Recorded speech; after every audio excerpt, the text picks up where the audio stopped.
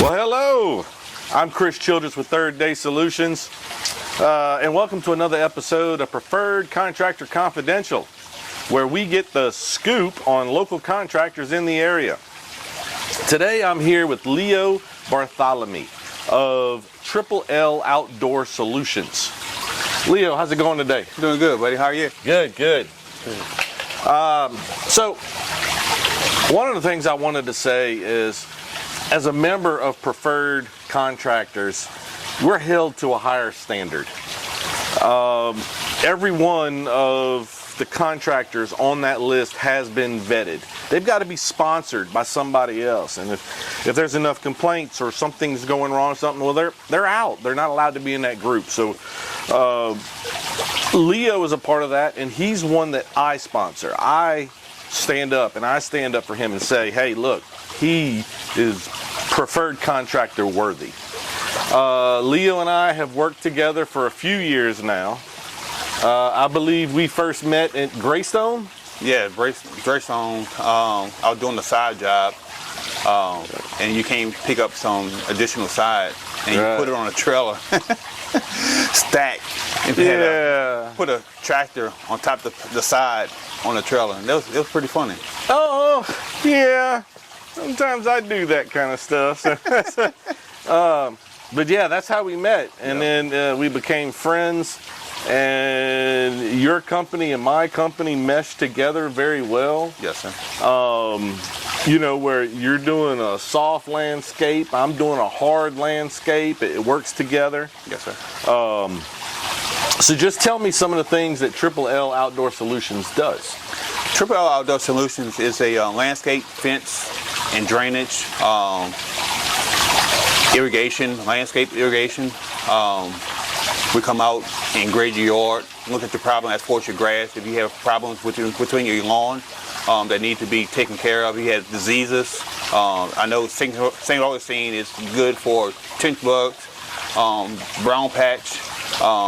So you got to treat that type of lawn, and Triple L Outdoor Solutions come out, assess the lawn, and then see what it needs to be done. It needs to be fertilizer or pesticide, or it needs to be ripped up completely. Okay. Also, we do fencing, so your property is secured. Yeah. We do chain link fence, wood fence, and aluminum. All right. So, what different types of grasses are there? There's different type of grasses. Zoysia, which I prefer. Georgia is a soft grass. It's disease resistant, drought resistant. It's a nice type of grass. The other grass is St. Augustine, centipede, and Bermuda. St. Augustine is known in Louisiana. That's a native grass in Louisiana. The centipede is the lowest grass that you're going to get. That's every contractor, when you build a house, is put in is centipede. And then Bermuda, which you have on football fields or golf courses. Oh, wow. Yes, all sir. Right. All right. So you do all of those? Yes, sir. Okay. All right. Let's see. So you were talking about doing fences. Yes, sir. And you said you do which kinds again? Wood, 8 foot, 4 foot, 6 foot, aluminum fence, chain link, around the pool, commercial and residential. Gotcha. I understand. Well, I'm asking you about things that you do, and I just now remembered the fact that this is where we are today. Yes, sir. We are actually on site of one of the jobs that Leo has been working on. Tell us about it. Well, this job site actually comes back from you. You referred me many years ago, and I got with the Connet, and I came out first and did the pavers, this patio. After that, they had grass here. I took all the grass out because she was worried about snakes.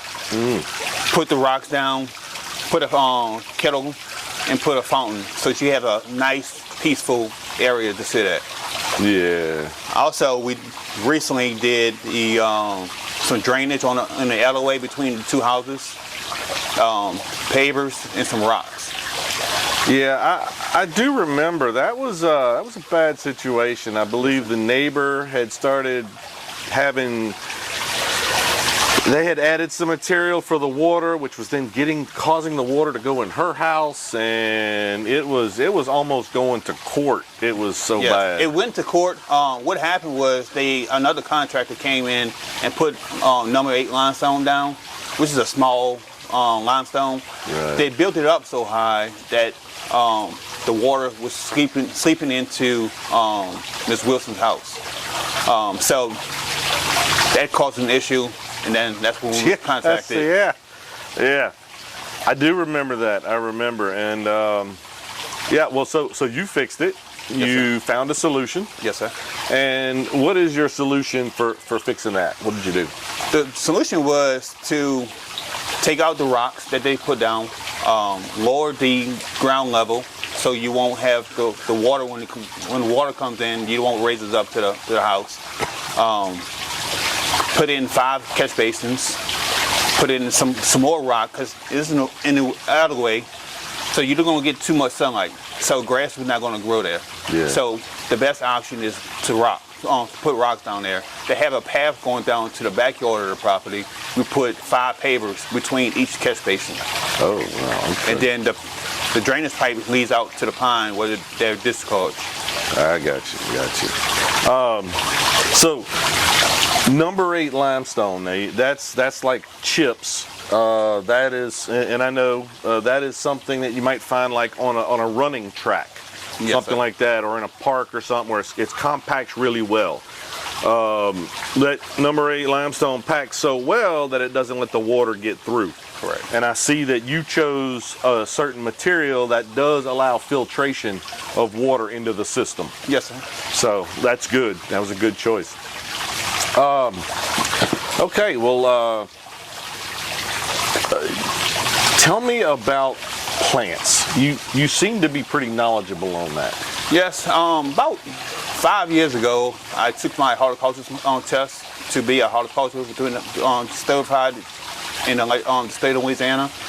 I started back out doing plants when I was about 15 years old. I was working on woodland. That was a few years ago, wasn't it? Yes, it was. That was a few years ago, yeah. 15. I remember being 15 back in that 1900s, way back when. Yeah. The old times. Yeah, the old times. In the last century. I started at Woodland Plantation in Point Lahash, Louisiana. In where? Point Lahash, Louisiana. Oh my goodness. It's down towards Port Sulphur or Bouville, Venice, Belle Chase, then area. So I started over there, learning about plants, and then as time went on, I just got more interested into it. Wow. Yeah, I know that there was one that a city in Livingston Parish was telling me that I needed a certain type of tree for a parking lot job and everything, and I was like, help me, and you started to describe what type of tree it was and what would work in the whole genus species. Yeah, that thing. The certain type of plants works in certain areas. Some need shade, some need full sun. So you could there's a lot of plants, a lot of shrubs, and a lot of trees that you put in different places. But you make sure that the soil is right, make sure the sunlight is right. Especially don't put a crepe myrtle right next to a house. And why is that? Why do we not put crepe myrtles next to a house? Root system. The root system goes in and messes up the foundation. Yeah. We had that problem one time before. We had to go in and dig out a bunch of roots that tearing up a driveway. Yeah, I might remember something like that. Yes, sir. That is very true. Well, tell me about yourself. Where'd you grow up? A little bit about myself. I grew up in Port Sulphur, Louisiana. Lived down there pretty much all my childhood life. I went to Southern University. I got scholarship to play football over there. Play What football. position did you play? Linebacker. Defense. That's a good one. Yes, sir. After I graduated from Southern, I moved to Denham Springs, Louisiana, and that's when I reside at. I reside out there with my two boys, Lance and Logan. Okay. All right. Well, great. That's good. So yeah. So you, what areas do you cover? I cover Ascension, East Baton Rouge, West Baton Rouge, Livingston. I went to Kenner one time. What job takes me, I'll go for the work. I got you. Well, you call, we'll travel. I Yes, get sir. you. Makes sense. So let's see. What else did I ask?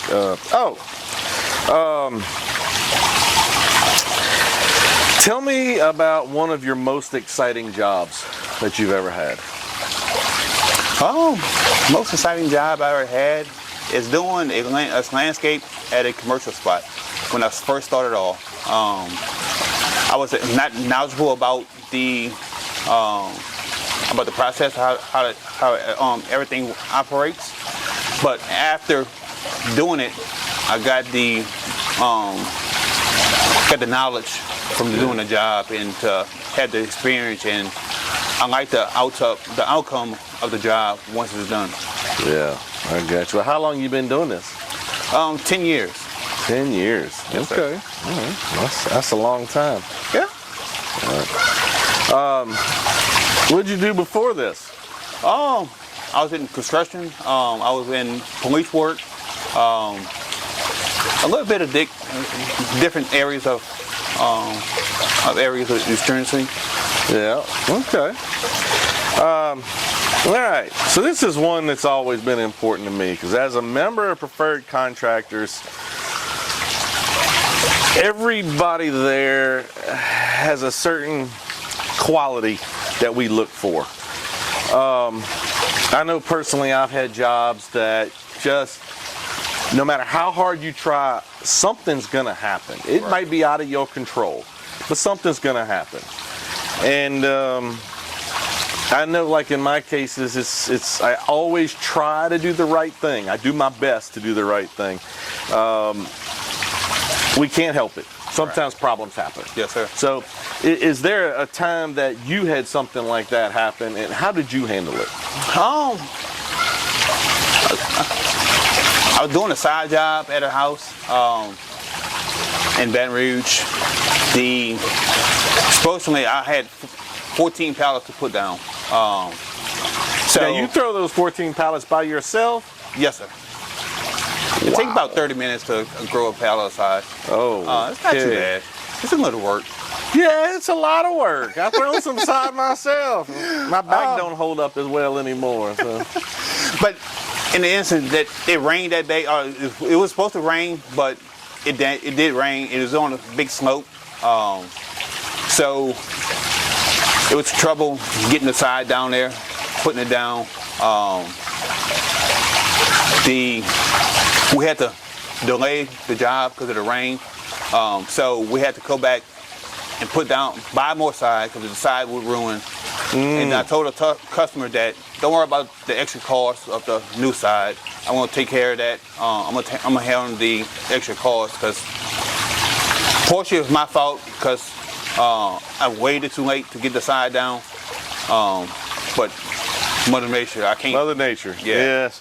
We are always a slave to Mother Nature. Those of us in the outdoor blue-collar world, especially in the dirt business, landscaping. Yes, sir. Mother Nature can Yes, sir. be fickle, very fickle. Yes, sir. Yeah. I see here you chose rocks.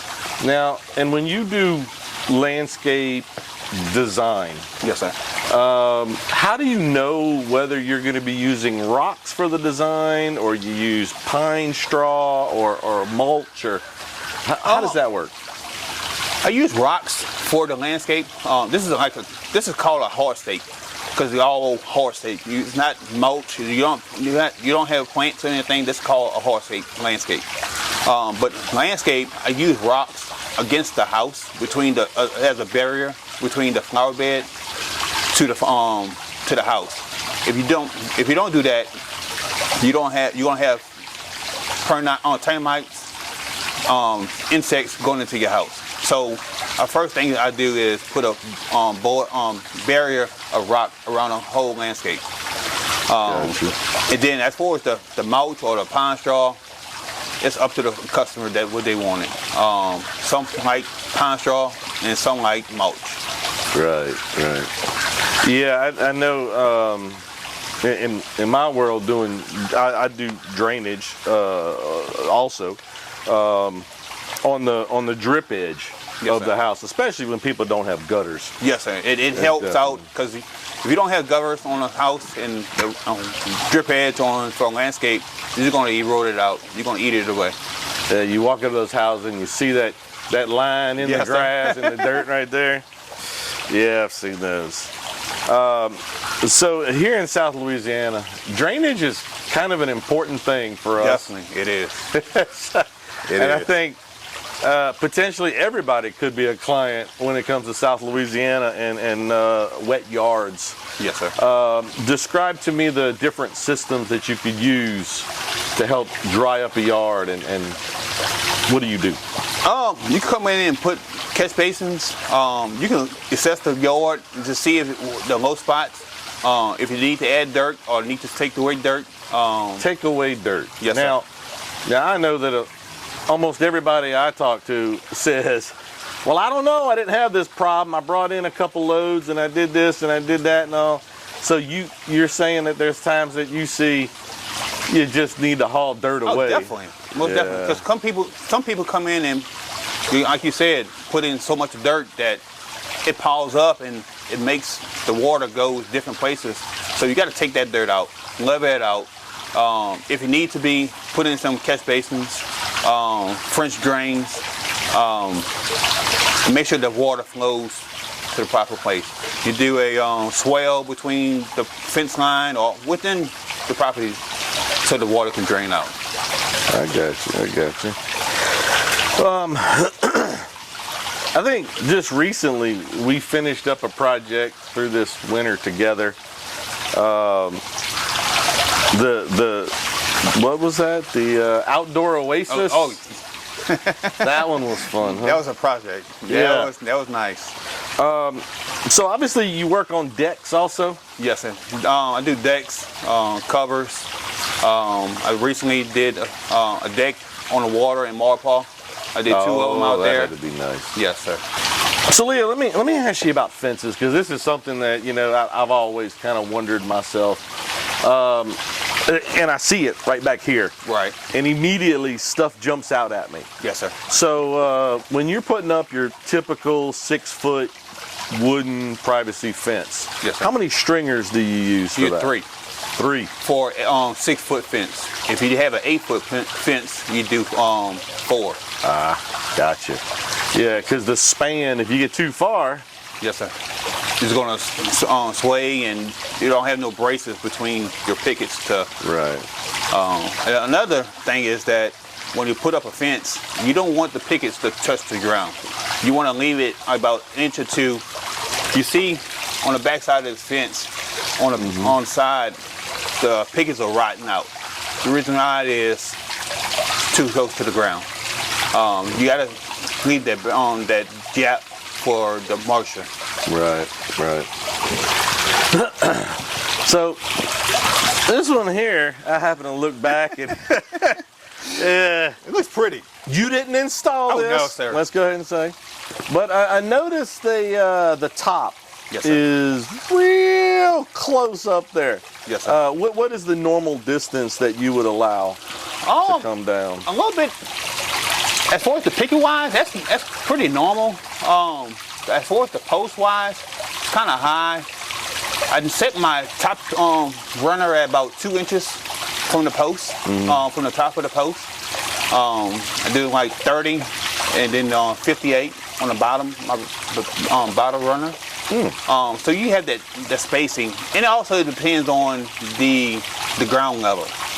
That plays a factor of you gotta have your slope, and you gotta make sure the pickets are even. the fence is straight. So that's important. Yeah. I see a lot of fences that it sags or it's not straight in the waves up. So you gotta make sure that your pickets are straight. Right. So I see a lot of people with like nails. You use nails or? Yes, sir. I use nails, ring strength nails, 2 inches. And you could use screws, but it's more costly to do screws than to nails.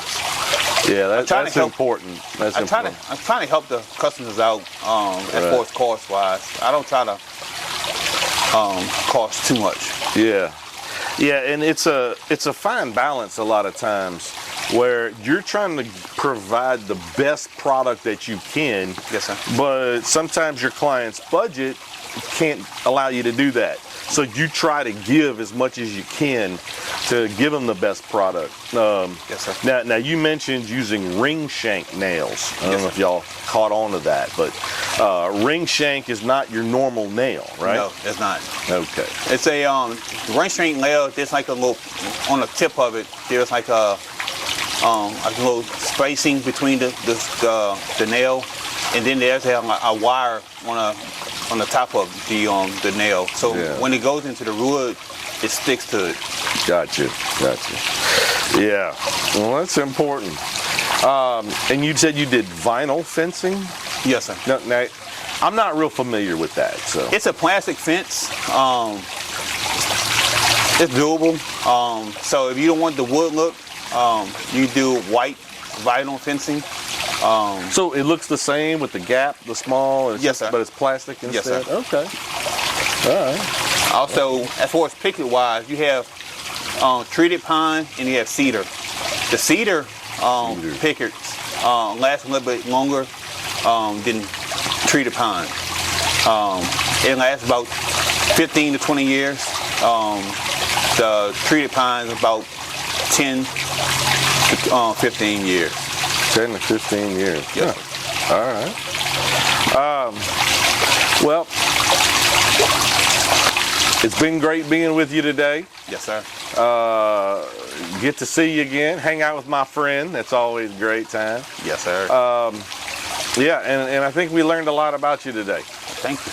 So, if anybody out there is looking for a landscaper that quality, he cares, he puts his clients first, that man right there, I stand in for him and say he's a good choice. If you need fencing, you need side grass, flowers, drainage systems, anything to do with your outdoor solutions, I think that's the man to call right there. Yes, sir. So, I want to thank y'all today for tuning in for another episode of Preferred Contractor Confidential, where we get the scoop on local contractors. And Leo, thank you today Thanks, sir. for being our guest. Thanks, sir. All right, and we will catch you next time. Thank you.